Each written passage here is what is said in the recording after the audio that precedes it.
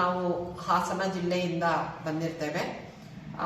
2012ನೇ ಇಸ್ವಿಯಲ್ಲಿ ದೆಹಲಿಯಲ್ಲಿ ಆದಂತ ನಿರ್ಭಯ ಪ್ರಕರಣದ ಒಂದು ಘಟನೆಯ ನಂತರ ಮಹಿಳೆಯರ ಸುರಕ್ಷತೆ ಬಗ್ಗೆ ಅರಿವನ್ನು ಮೂಡಿಸುವ ಒಂದು ಕಾರ್ಯಕ್ರಮವನ್ನ ರಾಜ್ಯದಾದ್ಯಂತ ಹಮ್ಮಿಕೊಂಡು ರಾಜ್ಯ ಮಟ್ಟದಲ್ಲಿ ಒಂದು ಒಕ್ಕೂಟ ರಚನೆ ಆಯಿತು.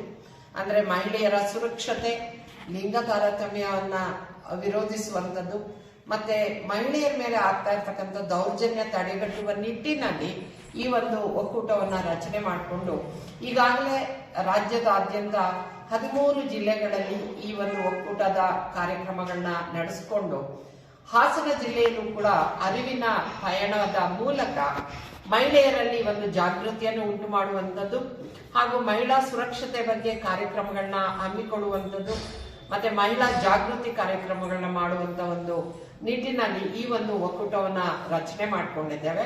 ಹಾಗೆ ಇವತ್ತು ನಾವು ಚನ್ನರಾಯಪಟ್ಟಣ ತಾಲೂಕಿಗೆ ಭೇಟಿ ನೀಡಿ ಚನ್ನರಾಯಪಟ್ಟಣ ತಾಲೂಕಿನಲ್ಲೂ ಕೂಡ ಈ ಒಂದು ಕಾರ್ಯಕ್ರಮಗಳನ್ನ ಹಮ್ಮಿಕೊಳ್ಳಬೇಕಾಗಿದೆ. ಹಾಗಾಗಿ ಈ ಒಂದು ಕಾರ್ಯಕ್ರಮಕ್ಕೆ ಎಲ್ಲ ಮಹಿಳೆಯರು ತಾವು ಸಹಕಾರ ನೀಡಬೇಕು, ಮತ್ತೆ ಒಗ್ಗಟ್ಟಾಗಬೇಕು, ಮತ್ತೆ ತಮಗೆ ಯಾವುದೇ ರೀತಿಯ ಸಹಾಯ ಬೇಕಾದಲ್ಲಿ ಈ ಒಕ್ಕೂಟದ ಮೂಲಕ ನಾವು ನೀಡಲು ಸಿದ್ಧರಿದ್ದೇವೆ. ಕಾನೂನಿನ ಅರಿವಿರ್ಬೋದು ಅಥವಾ ಕಾನೂನು ರಕ್ಷಣೆ ಇರ್ಬೋದು, ಸುವ್ಯವಸ್ಥೆ ಇರ್ಬೋದು, ಯಾವುದೇ ರೀತಿಯ ಒಂದು ಹೆಲ್ಪ್ ಬೇಕಾದ್ರೂ, ಆತ್ಮ ಸಮಾಲೋಚನೆ ಇರ್ಬೋದು, ಯಾವುದೇ ರೀತಿಯ ಸಹಾಯ ಬೇಕಾದ್ರೂ ಒಕ್ಕೂಟದ ಮೂಲಕ ಕೊಡಲು ನಾವು ಬದ್ಧರಾಗಿದ್ದೇವೆ, ಸಿದ್ಧರಿದ್ದೇವೆ ಅಂತ ಹೇಳಿ ಹೇಳ್ತಾ ತಮ್ಮೆಲ್ಲರಿಗೂ ವಂದನೆಗಳನ್ನ ತಿಳಿಸ್ತೇವೆ.